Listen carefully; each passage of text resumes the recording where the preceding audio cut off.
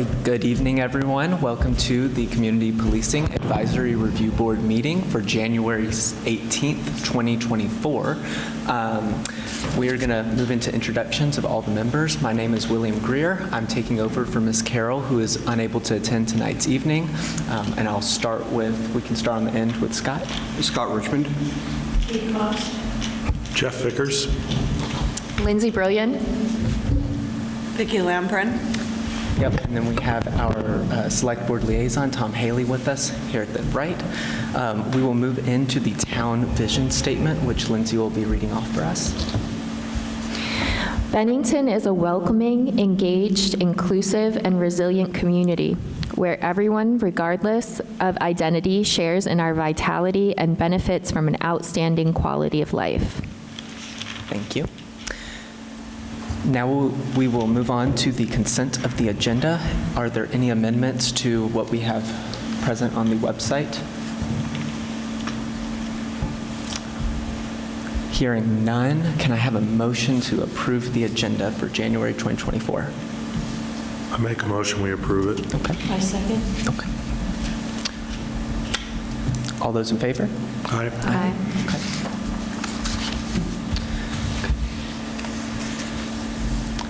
Moving on to the approval of the previous agenda's minutes, which are in reference to the December 20th, 2023 meeting, I believe. Do we accept the minutes as currently written or with any revisions, corrections, or amendments? I have one Okay. addition. Sam Restino suggested that we include seniors in our list of populations. That's right here. But also he suggested the senior center. Oh, okay, gotcha. So it's, but. So instead of just senior center, seniors. So it's actually both. Okay. That we have something at the senior center, and then we have something that focuses on seniors, which may be some other place. Okay, gotcha. Sorry, yeah. No, that's okay. Awesome. Is that the only revision? Hearing no one else, I would call for a motion to approve the December 2023 minutes. I make a motion we approve as amended. And I second. All those in favor? Aye. Aye. All opposed?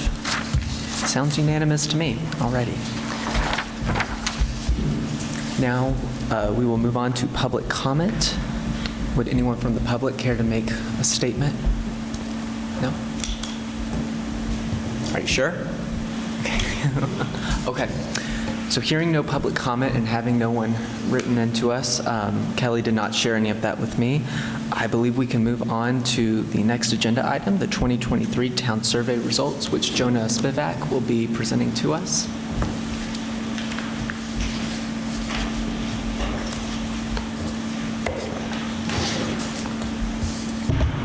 Good evening, everyone.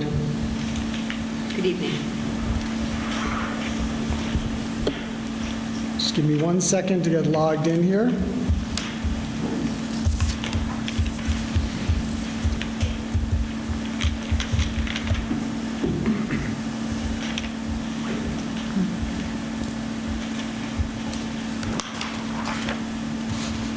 First of all, a little background. This is our 4th community survey that we've done. The first one was in 2016, then we did another in 2018. Then there was a little bit of an extra long gap because of COVID, so the third was done in 2021, and then we were back in action for 2023 with the idea of this being done every 2 years. This last survey had 1,025 respondents, 85% of which lived and worked in Bennington. And if you do the math, that ends up being 1 out of every 18 residents in the town of Bennington participated in this survey. So it's our broadest sampling yet, and we're extremely grateful to all the citizens who donated their time to give us this feedback. It's information that we look at a lot and helps guide our actions throughout the year. I had given a full presentation of this to the Select Board, so my apologies to those who may have seen some of this already. But tonight I wanted to focus on those components that are specific to the CPARB and to the work that is done in this committee. one of the questions we asked was, how safe do you feel? And this is a question we had asked in the past. And you can see that in 2018, 77% said it met or exceeded, and presumably the remaining 33 did not meet. In 2021, that went down to 62% met or exceeded expectations in terms of safety. In 2023, two things happened. Excuse me. One is that we switched to a Likert scale, which is basically using 5 points to evaluate rather than 3. So for example, instead of does not meet, meets, and exceeds, we now have, well, in this case, very unsafe, unsafe, neutral, safe, and very safe. So that's one thing that's different. We'll talk a little bit more about that as we look at these numbers. The other thing that is different is we split the question into two. So we asked first, how safe do you feel in your immediate neighborhood? And then secondarily, how safe do you feel in the town as a whole? And the results, it's a little hard to compare apples to apples because of this switch to a Likert scale. But if you imagine that safe and very safe mostly correspond to exceeds, and then neutral is quite different than met. I think we all recognize that, but it's close enough for our purposes tonight. And then, of course, on the opposite end of the spectrum, very unsafe and unsafe would be in that does not meet category. So thinking of it that way, what we saw was that in people's immediate neighborhood, they felt pretty safe. And just at a glance, if you look at those bar graphs, that yellow line, that's the neutral line. And the bars to the left are heading towards unsafe and very unsafe. And to the right, it's heading towards safe and very safe. So you can see that in their immediate neighborhoods, people felt pretty good. And in fact, it came out to what's called a weighted average of 3.6, which is solidly in the good category. And if you'd like, I can show you how that breakdown is on those weighted averages, but we can save that for your questions, perhaps. In the second question, how safe do you feel in Bennington as a whole? Perhaps not surprisingly, people felt less safe as thinking about the town as a whole. In that category, you saw just 35% said they felt safe, very safe, and neutral was just 30% for that. Everyone with me so far? We then asked a question about law enforcement, and this is one that we have been asking pretty consistently.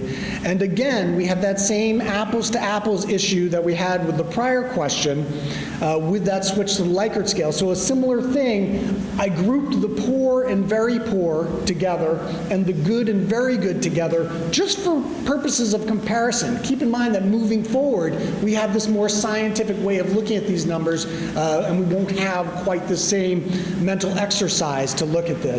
But what you can see again, if you think of that yellow bar in each of those sections of graphs, and each of those are for different categories of police performance, and in case it's hard to read, I'll quickly read them. They were ranked on effectiveness, how approachable they are, on how experienced, how professional, how helpful, and how community focused were the categories. And what we saw in 2021, again, that does not meet 18 to 28%. In 2023, if we combine our very poor and poor, we had 12 to 17%. So a slight decrease on the poor and very poor rating. Neutral, again, kind of different than meets, and maybe that'll be explained in a minute, but the meets expectations in 2021 was 34 to 42%, whereas in 2023, when we changed that language to neutral, that dropped quite a lot to 23 to 37%. And perhaps as a function of that, we saw the good and very good categories take a pretty big increase to the 55 to 64% range. And again, if you look at that Likert scale, a 3.41 to 4.2 is in the good category, and then below 3.41 would be neutral, and above 4.2 would be very good. And I'm going to very quickly jump back just to slide 7 here so you can see what that scale looks like. And I apologize for that. Okay. So on the bottom left corner of this slide, you can see what that weighted average scale is. So 1.8, 1 to 1.8, very poor, so on and so forth. I don't need to read them all out for you. So now I'm going to jump back to our slide 12.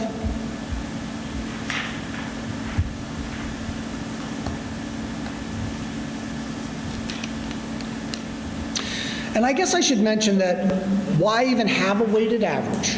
One is that if you just are looking at percentages across the line, so for example, under effectiveness, 5.66 for very poor, poor is 11.89, neutral is 27.97, good 35.67, very good 18.8. And we can kind of have a conversation about those numbers as we did in comparing it to last year's, sort of doing that comparison, but it's still a lot of percentages. So wouldn't it be nice if there was just a number that over the years you can compare to and say, are we going up or down? And that's kind of what the weighted average does for us. So while it's not as useful, super useful this year, that 3.5 average, for example, at a glance in future surveys, we'll be able to see, is that overall going up or down? What does weighted mean? So the weighted average is basically a formula calculation. And what that calculation is, it takes each of those 5 categories and gives them a weight. The first category would be a weight of 1, 2 for poor, 3 for neutral, 4 for good, 5 for very good. And then you multiply the number of respondents in each of those columns by that weight, add them together, and then divide the whole number by the total weight of the question. And that's what gives you that number. And if you didn't follow that formula, just Google it, Likert scale, and Likert scale formula, and you'll see what the math looks like. New this year, 2 questions specific to CPARB. And the first one was just really asking what areas should we be focusing on as the CPARB, as the Community Policing Advisory Review Board. And the top 2 were actually pretty close, and a desire to see the committee focusing on, the board focusing on continuing to work to build trust and to ensure that all voices are heard. And there was also your suggestion on that category, and 257 people commented on that. And in addition to this question, there was another question, and I don't have a slide for it because it was just simply an ask. It said, and let me bring it up so I can quote exactly. The question said, what can the community do to help the Bennington Police Department do their job more effectively? And 564 people answered that. So between this question and that open-ended your suggestion, around 800 comments about policing in our community were provided. And I have provided your board with all those comments, both in a PDF form, which is also available to the public on the town's website, as well as an XLS file, so you can organize them as you see fit. So those were the questions that were specifically focused on safety, policing, and CPARB. Any thoughts or questions for me?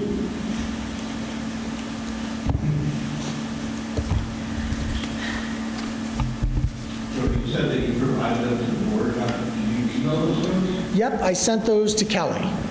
Okay. Now, you can read all of them just on the, not in XLS format, on the town website, and it's under Documents and Reports.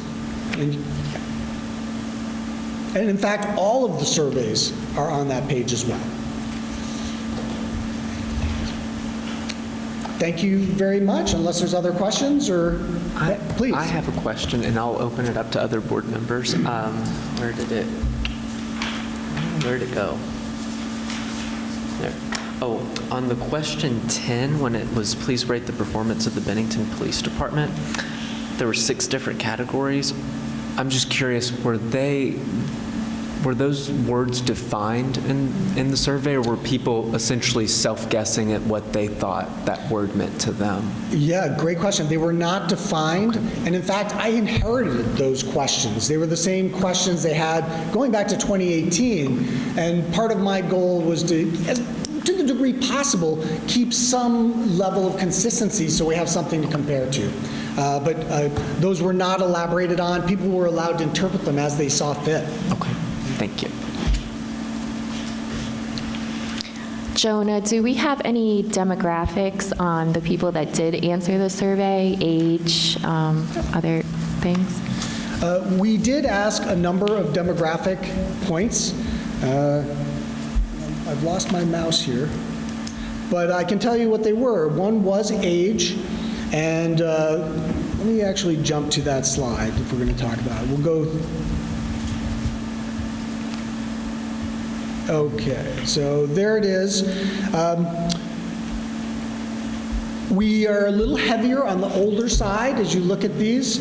The smallest by far is that 19 to 29 age group, but I would also point out that it's in the number of years also the smallest category. It's just a 10-year spread. All of these other categories are 19 years or more.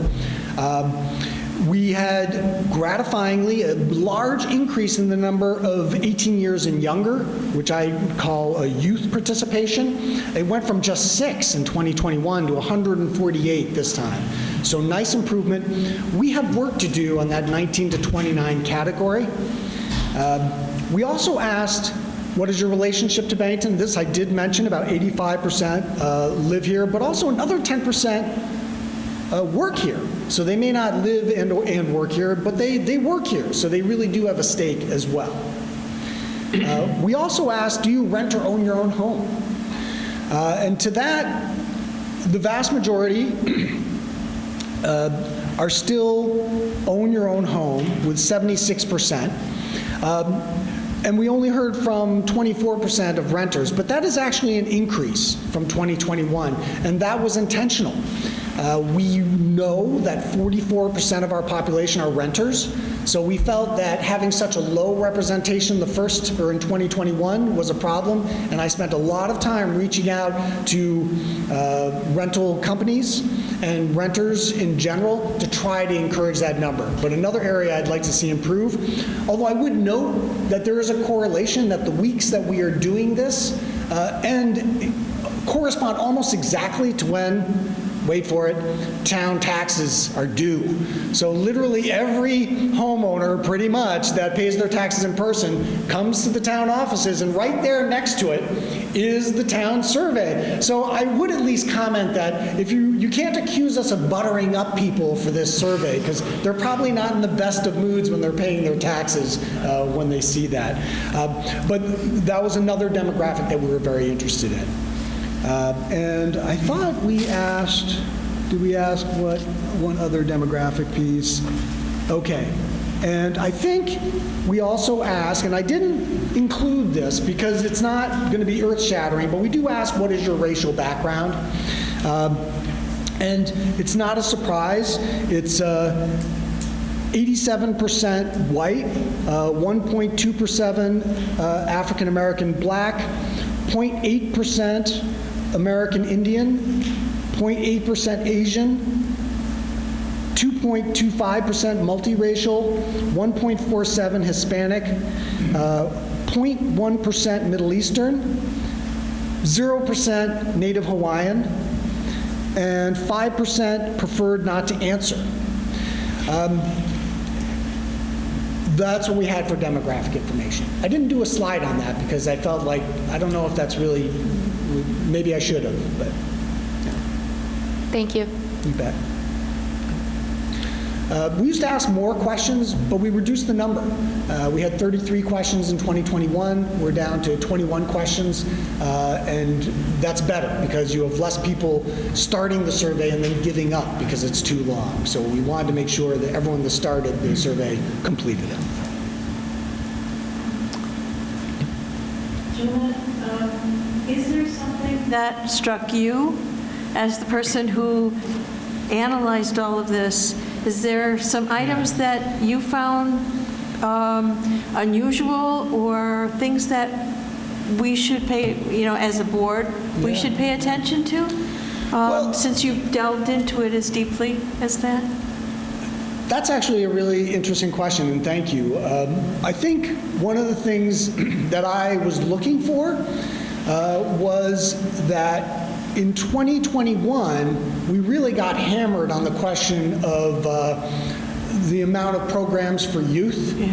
And whereas the time before that, in 2018, we did pretty well, but in 2018, we had a whole bunch of youth take the survey. And then in 2021, I'm like, everyone's complaining about these programs for kids, but only 6 kids did the survey. So I was wondering if that would change. And it didn't actually change that much. People are still wanting more youth programs. So that was one thing I was looking for and thinking might change and really didn't. I do note that the police department numbers were clearly up. And whether or not that's a result of the work that you're doing in terms of building trust in the community, I don't know. It's anecdotal. But that is definitely something that is noticeably different from 2021. I guess on a purely self-serving nature, I would also say that town staff, which I am now one of for 2 years, also rated very well in 21 and continued to do very well in 2022. And maybe I'll jump to the very end here because there was one other slide that I think is interesting, just in its consistency. And I apologize. Okay, here we go. Please rate your overall quality of life in Bennington. And in 2016, it was a 1 to 10 scale. The average was 7. In 2018, using that same 1 to 10 scale, the average was 6. And then in 2021 and 22, we went to a 1 to 100 scale to get that more detail. So I just took those first two and I multiplied them by 10, as you can see, to get us on the same. And look how consistent that is. So overall, quality of life has remained remarkably stable since 2016. And that kind of struck me, because with all the turmoil in the world and all the worries and concerns, overall, quality of life, pretty much the same. But thank you for that question. That's a really... Well, it's important. I mean, I think that particularly in this case, given COVID, right? Right. That and the finding that you have about safe and unsafe town versus neighborhood. Yeah. And I've often wondered whether or not it's because people became so isolated during COVID that now that they're in town and they're seeing a lot of people maybe that they haven't seen before, there's a sense of anxiety about that. I mean, there's no data on that or whatever, but it's just curious, given the high quality of life that people feel is in Bennington as a whole. Yeah, that's a very good point. It's interesting. Thank you. Thank you. Are there any more questions from board members? That's it. Okay. Well, thank you so much, Jonah, for giving us your time this evening. Oh, Jim? Yep. Go ahead. Sorry, I'm not looking over there. No. It's okay. Thank you, Tom. Hi, Jim Dyers, Bennington, Vermont. Jonah, and I know this was addressed a little bit at the town-wide presentation. Would it be possible next time that we do the survey to maybe put copies of the survey also at some of our social service agencies so we maybe get a broader spectrum and representation from that population also? Yeah. Thank you. That's a great suggestion. Currently, this past time, we placed them at the Bennington Free Library, at the Bennington Rec Center, at the Bennington Senior Center, and we had them at the town offices. And we had a great public service announcement on CAT TV directing people to all those locations. But that's an excellent idea to include social services. Thank you for that, Jim. Alrighty, okay, well, thank you so much for Thanks giving again. us your time this evening and for going over this. Thank you. Okay. Next on the agenda, we have the Bennington Police Department K-9 program update, and I believe Chief Doucette is in the back.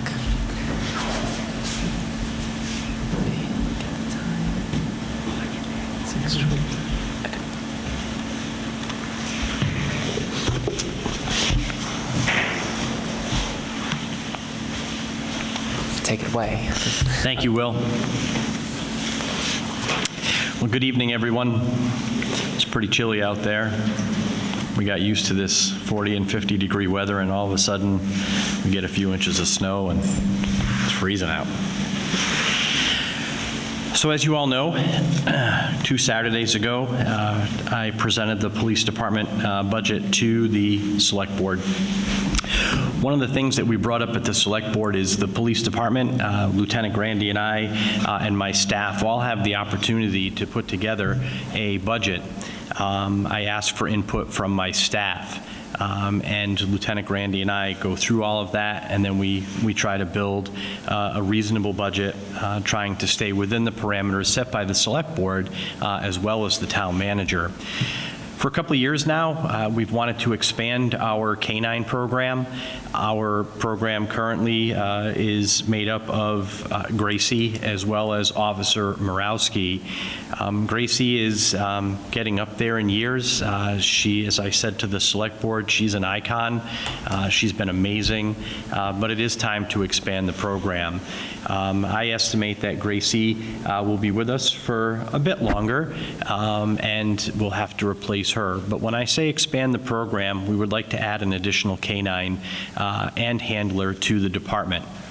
With that being said, we did not put it in the budget because we were at that mark that the manager had set for us. So at the select board meeting, we did talk about the possibility of raising approximately $15,000 so that we can expand that program. There has been some interest from the community because it benefits us. When I say us, I mean the Bennington community and the police department. It's a program that we're very proud of currently. We're proud of Rob. We're proud of Gracie. Poor Gracie can't go anywhere without someone saying, "Can I pet you?" Like Gracie's going to answer that. And Rob is very good about putting her in a different mode and allowing that to happen. Our next K-9, though, Gracie's a shepherd, and our next K-9, when we expand, and I'm positive about this, so when we expand the program, will be a lab. And we have seen other departments, such as the Manchester Police Department, their performance with Moose and their handler has been excellent.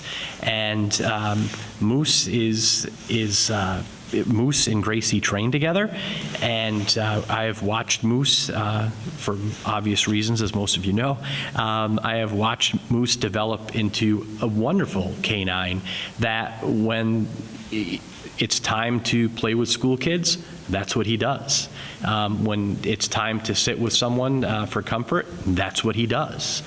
And when it's time to work and find missing people and find narcotics and things like that, it's time to work.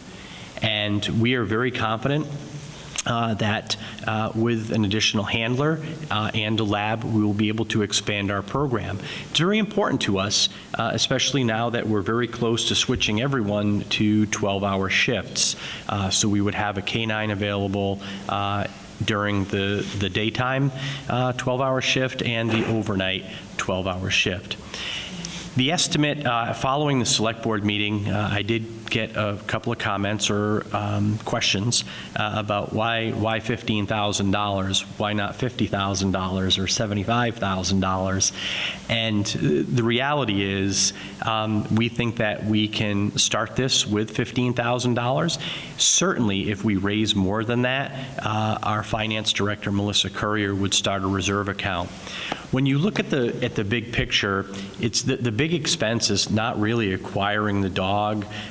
It's upfitting a vehicle, which we have a vehicle, we just need to upfit it, and visiting the vet, feeding the dog, and taking care of the dog properly, and all of the training that's associated with that does become expensive. So that is the reason why we're seeking the $15,000 to get the program started. And again, we think that's important. We talked about it a little bit at the budget meeting, and I thought it would be important to bring up to all of you as members of CPARB, in case you had any questions about our current program or why we would like to expand the program. I think it's so beneficial to our community. We do bring other canines into our area when we have missing people, because it takes sometimes more than one to accomplish things. Gracie was out just a couple of weeks ago looking for a missing person with autism. She's out looking for narcotics. I mean, there's just a whole host of things that we can do with the canine team. Not to mention the public relations and the community events and things like that. I mean, the kids come up to Willow Park and you think they want to get in line to get a backpack. They want to get in line to play with Gracie. And I think that's an important piece of policing and community policing, is being able to share the resources and tools that we have. Because in fact, that's what our canine program is about. It's a resource, it's a tool for public safety, and again, it benefits us. It benefits the community, and so that's really where we're headed with our ask for the ability to raise $15,000. So I'd welcome questions from anyone. Yep. Kate, do you have a question? Ask what can we do to help facilitate this? Well, at this point, I'm waiting to have as you all know, probably Mr. Hurd has been ill and has not been in the office. So I really have not had an opportunity to speak with him following the select board meeting. Ultimately, he has to grant me the permission to start a fundraising process, and although I'm confident that he will, but until he says okay, we'll work with Jonah Spivak, and we'll make some announcements, and we're hoping that the community will step up, and some of our service organizations around town will step up, and some local businesses, and we'll get this going. And it will require from all of you, I think, support for this. If you believe in the program as a member of CPARB, it would be great if you all got together and perhaps Kelly Carroll authored a letter and you all signed on to it, that we support this, and it would get more people from the community involved, I think. Thank you. You're welcome. No, it's a great program, so Thank you. It's exciting that it's going to expand. I mean, to have 24/7 coverage with your canine unit, I think is important, just given issues that you're facing. And I appreciate that too, because it's just what you said, 24/7, in law enforcement, sometimes as we get a little bit older, our family life changes. Officer Morawski does have an infant at home now, and we can't force him to come out. He's got to be a dad at times. He's not babysitting. I don't want to get in trouble saying that, but he has to be a dad. And so we have to come up with other resources. And because he's a dad doesn't mean he's not a great canine handler. He's fantastic. But we have to come up with another way to make sure that resource is available. It's work-life balance. Correct. Yeah, I don't think that we can depend on one person, one dog, 24/7. That's asking too much of them both. So I think a second dog would make sense, possibly a third. Well, let's get to 2 first. Paul, this is just going to be a dog like Gracie. It's not going to be like the attack dog, right? It's just going to be a sniffer. Absolutely not. We will not train this dog in aggression. Okay. Period. Yeah, that's the one dog that we met, was it Winhall? I think. Winhall's dog is patrol certified. He is Okay. very good at what he does. They work, with one officer at times, and having a canine partner that is certified in patrol practices is probably good for Winhall, especially when it's just one officer. And Right. you're working in Winhall, you're by yourself. It takes a long time to get back up there. So in that sense, I support Winhall and that program there, and they have come down and helped us. So, but our new canine will not be trained in any type of aggression. Okay, thank you. You're welcome. Once assuming you get the approval to proceed with fundraising, what kind of timeline are you looking at? How long does this take?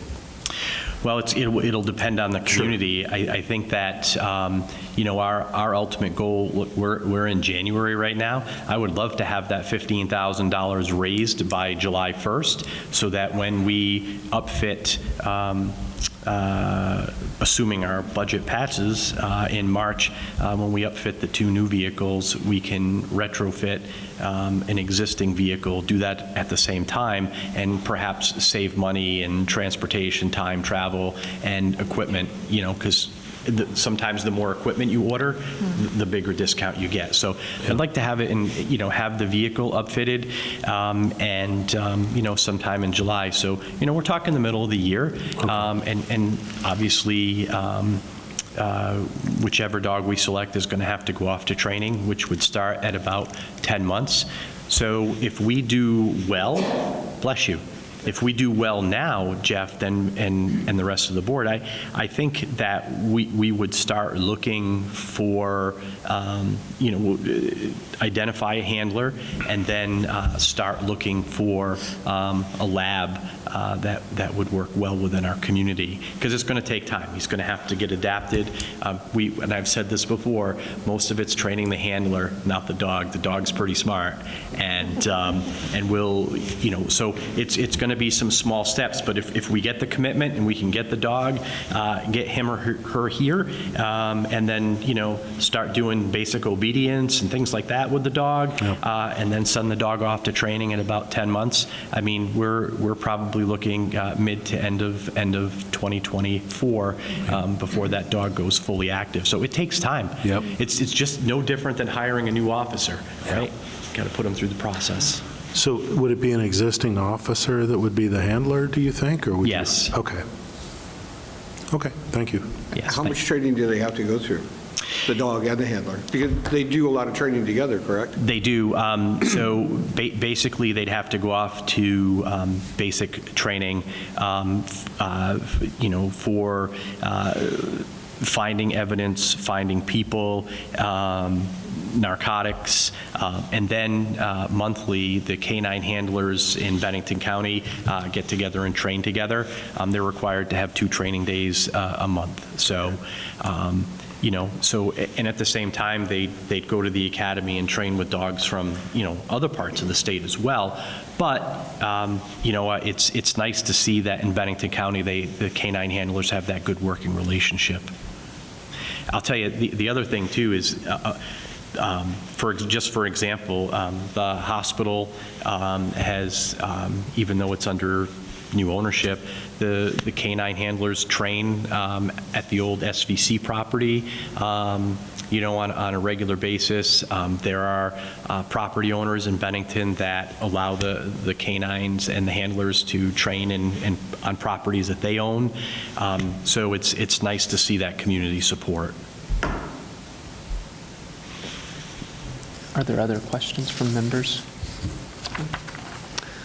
I guess my question would be, when and where can we donate or get people to donate? That's my first. So I'll go back to my earlier comment. As soon as Mr. Hurd allows me to start the fundraising process, my good friend Jonah here, I'm sure that we'll be getting together and making sure that we have things posted on the police department and the town Facebook as well as the website.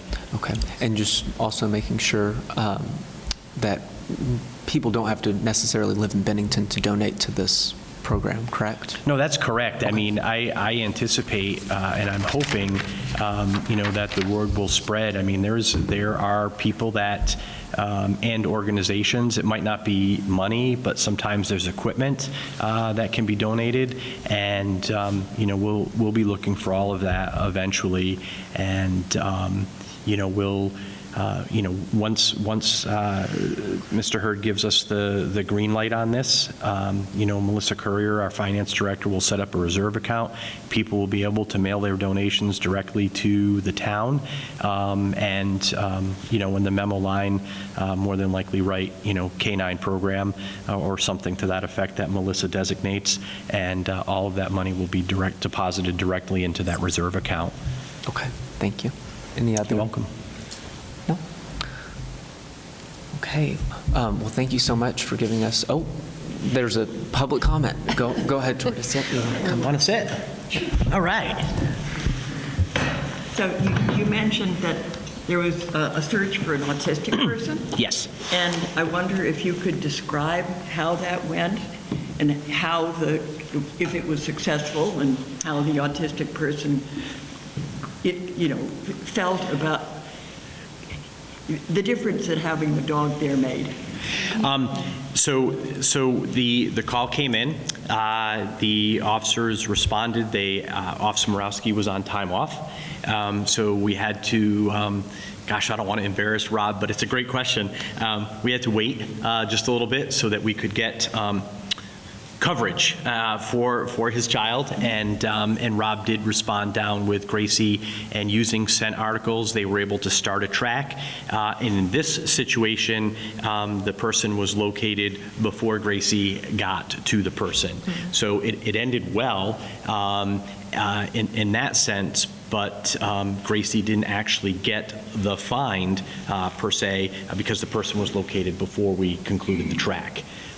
But there have been certainly other occasions. Our friends from the Bennington Fire Department have participated in numerous searches for people when we've used Gracie and Moose out of Manchester, and the dogs have found people, and the dogs will go and cuddle right up. I mean, these guys have seen it as well. The dogs will cuddle right up next to the person that they find and comfort them. So, I think it's a win. We've seen the canines actually accompany people that have to be evaluated at the hospital because people just have this attraction to canines. So it's successful.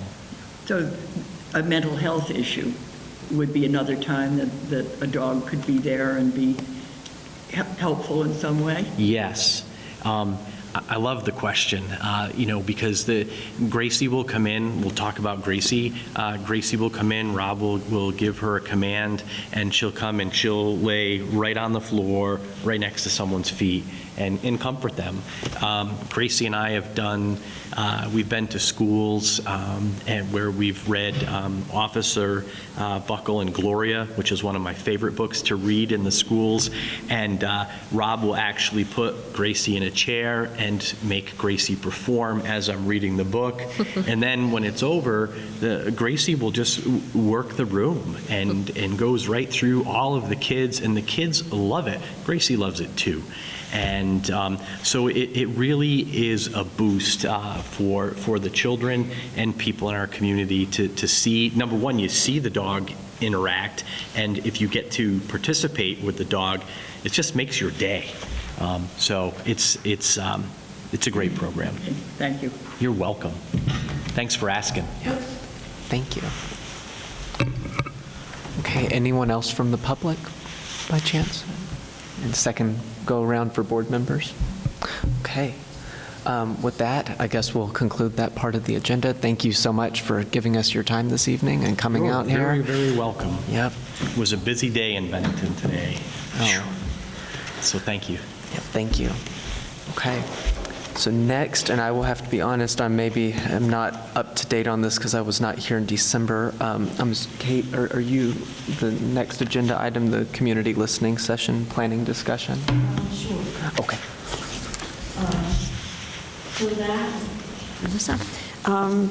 So at our last meeting, I introduced the questions, the 4 major questions and their sub-questions that we hope to ask at our community listening sessions. We're planning to begin those in April, if all goes well, and go around the community into various neighborhoods, locations, which we're going to talk about in just a bit. And so I wondered, do you need me to read the questions again? Does anybody need me to do that? It might be good. Okay. So the first one, and it would be helpful, I think, too, if, for me, for us, if you could think about what Jonah presented for the community survey, because we want to be able to tap into some of that. So the first question is, have you ever had interactions with the Bennington Police Department? A sub-question is, does this happen often? And then to tell me how these felt. We purposely are using open-ended questions so that we can elicit a number of responses and help people just reflect about their own experience. Let me know if you have questions as I read, okay? The second one is, do you know how to give feedback to the Bennington Police Department? We wanted to make sure that if people had concerns, they knew how to do that, whether that's through Facebook, a website, calling, whatever. The third one is, several residents have suggested that they would like an officer to routinely walk around their neighborhood. And then how would you feel about an officer walking around your neighborhood? Every day, once a week? Our concern here is that at this point, the BPD does not have the capacity to have officers do this, but I think it's something that certainly residents would like, and I think it would be helpful in terms of feeling safe. The fourth question is, BPD uses a community policing model of law enforcement. They're really, just as a point of information, community policing is a philosophy that really targets, promotes strategies for partnership. So that's what they've been doing. I think you may have seen in the paper about community resource officers that now that they have. So it's initiatives like that. A sub-question is, what's your impression of what that means in practice? Not everybody has the same sense of the meaning. And then what does it look like? You know, is it just officers walking around? Is it connection for events like the backpack event that happens or the bicycle event that happens? And then what would that mean for your neighborhood, group, community? So any questions about any of that? Any comments?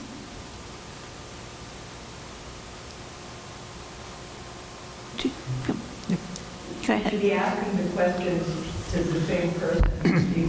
Yeah, what we're hoping is that at these sessions, there would be a number of residents that would come wherever we are, like we've thought about being at like Gage Street or Willowbrook, Orchard Village, places like that, the senior center, and by making sure that people know what time and, you know, where these are located, and then asking them to come, and then going through this. So I guess I'm envisioning, you know, maybe an hour or so of people's time, but yeah, going through all 4 of them so we can gather information from those different people from those different sites and see what are the commonalities, what comes up in those conversations. So, How many questioners will there be? well, we don't, questioners, oh, you mean of us? How many of you would? You know, we haven't really, we have, Yeah, Oh, I'm sorry. I think it would be best to have it, up there. I didn't want to say anything, but yeah. sorry. Thank you, Jim. So Yeah, no, in I was terms just of- asking how you envisioned the process working. Yeah. I'd ask first if you were going to ask those questions all in Yeah. sequence, and then trying to imagine how many people from CPARB would be there to meet however many people choose to come, and then Yeah. would you do them one at a time in sequence, or? Well, what we've initially thought about, and you please chime in here, is that maybe there's only 2 people, and it varies depending upon availability of members of the board. That's what we thought about. So it's really about having a conversation. Good. And having these open-ended questions then obviously allows for additional questions to come up that are pertinent to the group we're talking to. Well, a lot depends on how you deliver it. Yes, absolutely, absolutely. I would envision that the questions would be available before the listening session as well, so people could read them and prepare their thoughts before we hold the listening session. And it's going to be a work in progress. You'll see how it goes, and then the next Yeah. time do it a little differently. Exactly. Maybe. Yeah, exactly. Excellent. All right, thank you. Other thoughts, comments, questions? Are you going in order, or? So you- No, I so you just said- meant, I was just talking about the questions. So Okay. then we can talk about neighborhood Okay. locations.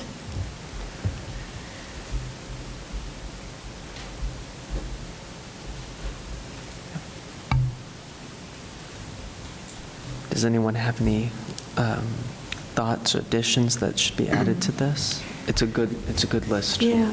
And The just questions or the neighborhoods? the The neighborhoods. locations. Are we going to discuss the questions at all as a board? Oh, I thought we We just. did a little bit at our last meeting. I don't think we finalized it because No. these look like the same questions. There is one change, and number 4, instead of moving to use, it says uses. But at our last meeting, there didn't seem to be any other changes that people proposed, but obviously we're open to it. I think I brought up in the last meeting, in question 1, asking people about their interactions with the police if it happens often. I think that's a little too intrusive. That's just my feeling.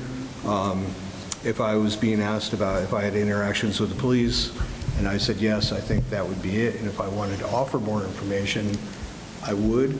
But if then we press them for how often it happens, they may just shut down at that point, or they may not even want to discuss it. So I think that if that's going to be a definite part of the question, I think it should be really a judgment basis on whether or not we should pursue that with somebody, just based on the feeling you're getting with it when you're talking to that person. Sure. So I think that is kind of questionable. I really don't like questions where we're asking how something feels.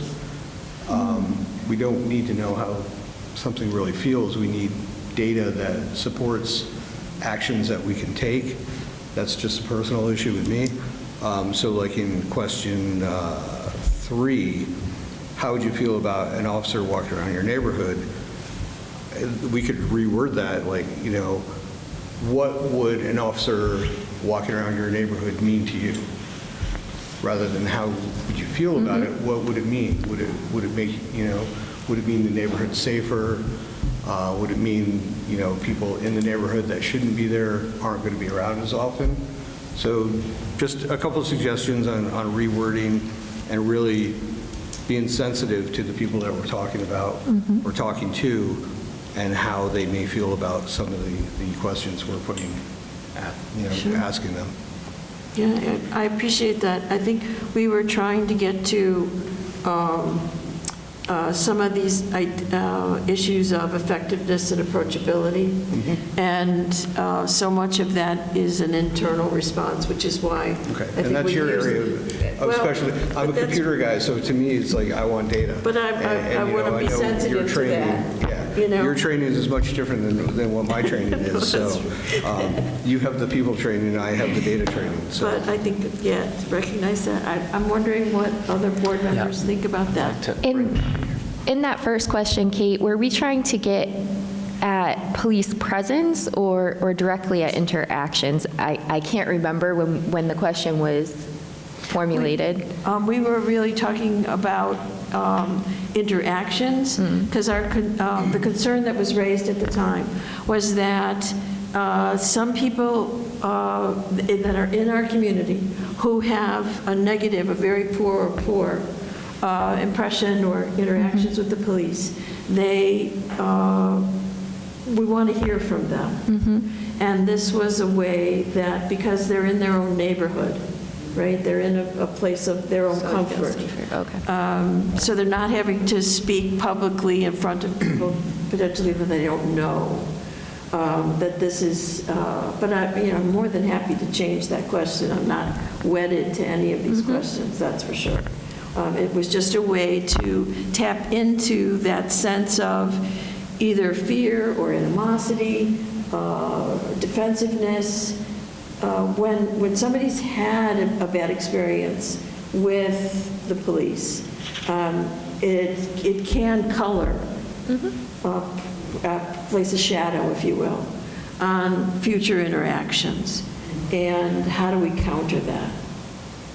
Because one of our roles is to strengthen the relationship between the police and the community. And so we need to know both those negative experiences that they've had and others. So, I mean, I don't mean to go on with this, but some of the comments from the survey about a CPARB, it was pretty obvious to me that a lot of folks don't know what we do. They have suspicions about what we do and think that we have a lot more power than what we do. So I wanted to sort of tap into some of that as well. Yeah, well, I think my personal opinion is that I feel like the draft questions are really well phrased and really thought out, and I appreciate them. So that's my comment on them. I was wondering, given the results of the town survey, if we wanted to reword number 3, because it seems like we're getting feedback that people feel safe in their neighborhood, but not so much in the overall town. So did we want to reword that in a way or did we want to stay with the neighborhood?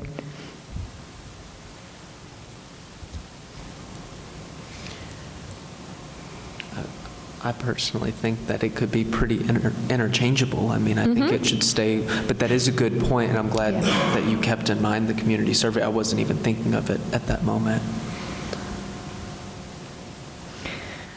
The one question that I would have about that, or the one, I guess, issue that I would have about that, is that place is very defined by the individual. So what is the community?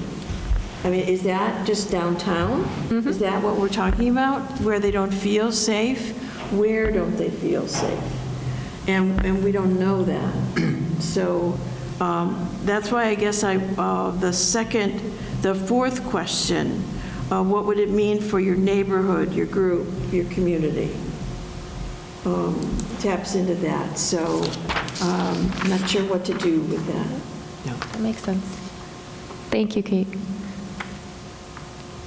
But I think that we could change the subsection about what would it mean for you to have an officer to do that. And I'm perfectly comfortable to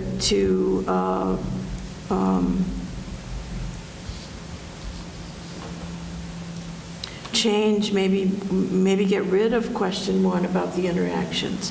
I don't know. What do people think about that?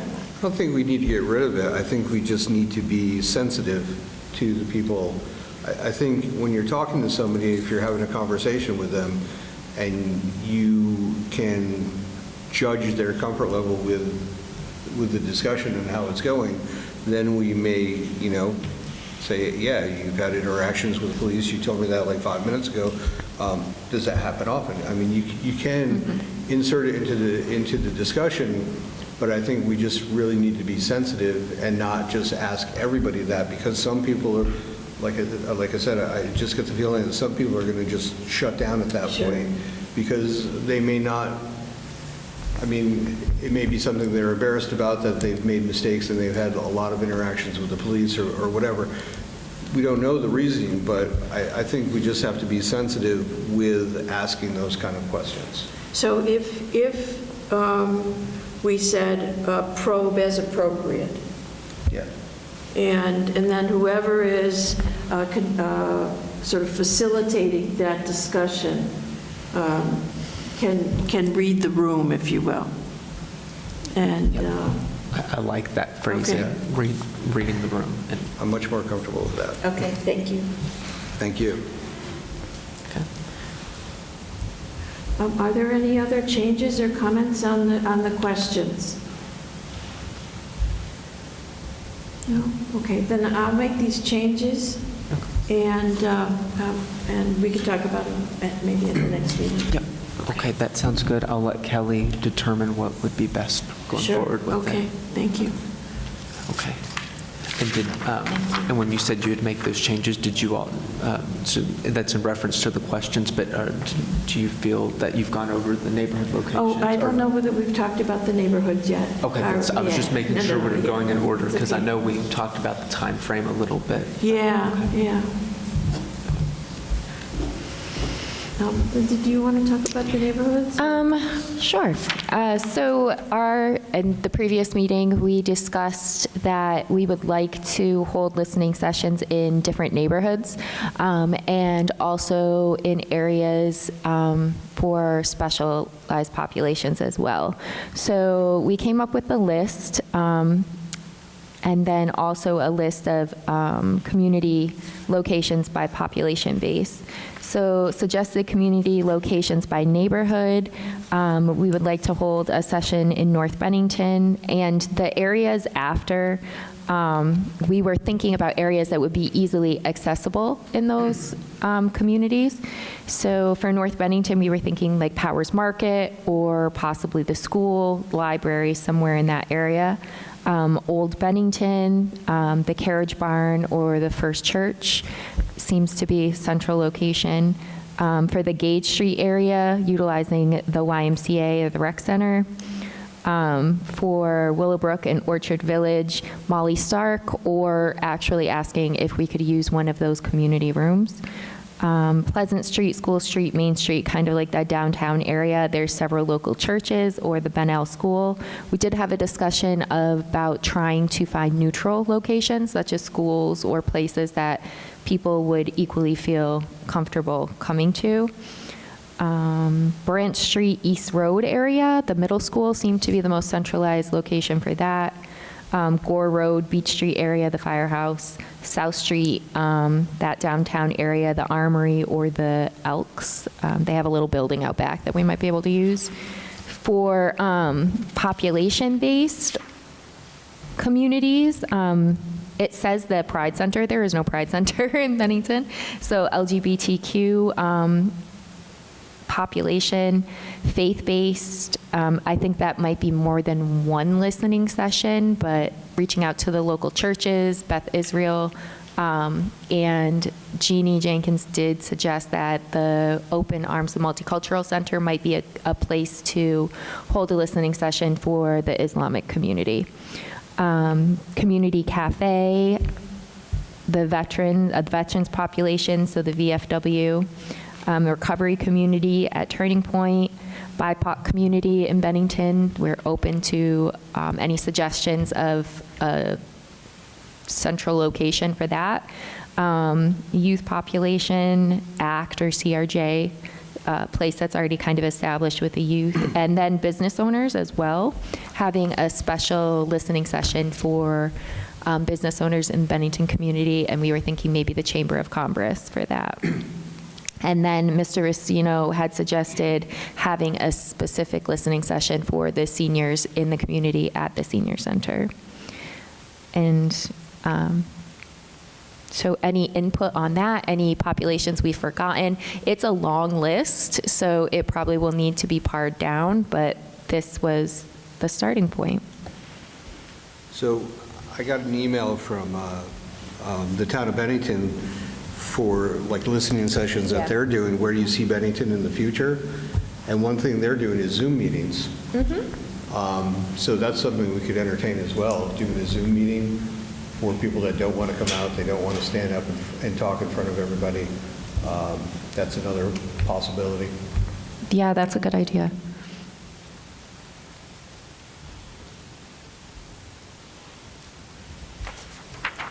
Other than that, the list is good. I mean, one of the things that I stated when I interviewed for CPARB was that there are several communities within our community, and I think this list touches on quite a few of them.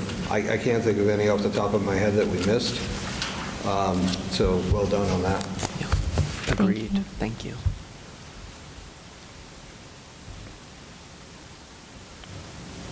There's one change on this document that I'd like to make. And under timeline, it says April 2023. Oh, yeah, I didn't even catch that. It's still the new year, kind of, yeah. Okay, yep, I'll make. Get in the right year. Okay, we'll make that change. For community communication, I noticed that it's blank. Is that something you want to talk about more, or you're waiting on? Well, I think we need to talk about how we're going to contact these folks, right?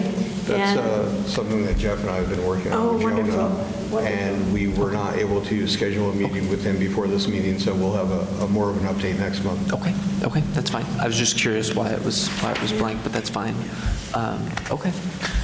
So.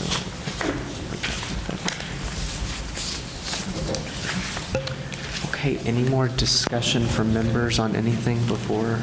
I don't think we need a vote. This is just a discussion. So in line with that, I think we can move on to upcoming agenda items. So we'll put the community communication part in as an agenda item in February. Are there any more additional agenda items that we should consider at this time? We probably need to have final approval of the questions. Okay. And I guess I would ask also if, just given the findings from this town survey, that maybe there are a couple of bullet points that we want to include in terms of any kind of introduction that we do when we meet with folks about what the role of CPARB is. Yeah. I think that, just because, well, we're going to introduce ourselves, but so many of the comments suggested anyway that there was confusion about our role, our goals, our function. Right. And I think it might just be helpful if there's some consistency, even if it's just a couple of items, that when we go out anyway. I think it would be helpful for you to include that and to work on that if that's something that you guys would be. I guess I'm hoping that other members. All of us, okay. Yeah. Well, so basically just us individually tailoring it to our own. However we want to do it, Okay. but it just seemed like there were a number of comments that suggested either that we were a waste of time, which is okay, or that we had some power to hire and fire and do things like that, which obviously we don't. Right. No. So like a CPARB elevator speech Yeah. that we could start community listening sessions with. So there's some education as well during that. Is that? Exactly. Okay. No, that's right. Yeah. Okay. So I think I'm going to just clarify, but we don't need to add that as part of the draft. We just want to keep that in mind when we go around and do this. Okay. Yeah. Okay. Okay, any other upcoming agenda items that we should consider? If I could just interject, if you're looking at starting these in April, I really would recommend that you guys work toward next month's meeting with an eye toward finalizing this, because it's going to take some time to actually get this thing organized, up and running, or arrange your locations and so forth. So I really would try to keep that as your mindset going forward. Thank you. And the one thing that I wondered about is who is going to contact these communities, these neighborhood places to see if we can meet? We need to talk about that at some point, so it might be for next month, just thinking of what... I was going to say, I think that would be best for next month. Yeah. I mean, I have my own personal opinion for how I would do it, but I think also having Kelly here just to see how we want to do it. But Yeah. I mean, also realizing each committee and each little group might want to do it differently. Okay. Yep. Okay, so hearing no other upcoming agenda items, I will move into announcements very briefly, and Scott actually touched on it a moment ago. Ms. Carroll wanted members to know about the upcoming Bennington listening sessions that the town will be holding. I'll just say that the next one's, which ones? Yes, this one's this Saturday, January 20th at 10:30 a.m. at the Bennington Recreation Center. You can find the rest of them if you're not able to attend that one at that time. You can go online to the town website, and it should be, there's a link here, but that's a lot of letters to have to spell out. But I think you should just be able to find it on the website, and we'll have it in the minutes available. But there will be another one in January, 2 in February, and then one final one in March. And there's childcare available, I believe, if you register. Yep, that is not on the flyer, but I believe you're right. Yes, thank you so much, Lindsay. With that, I think that we can adjourn this meeting at 7:11 p.m., and I don't think we need a motion for that. So, alrighty, thank you, everyone.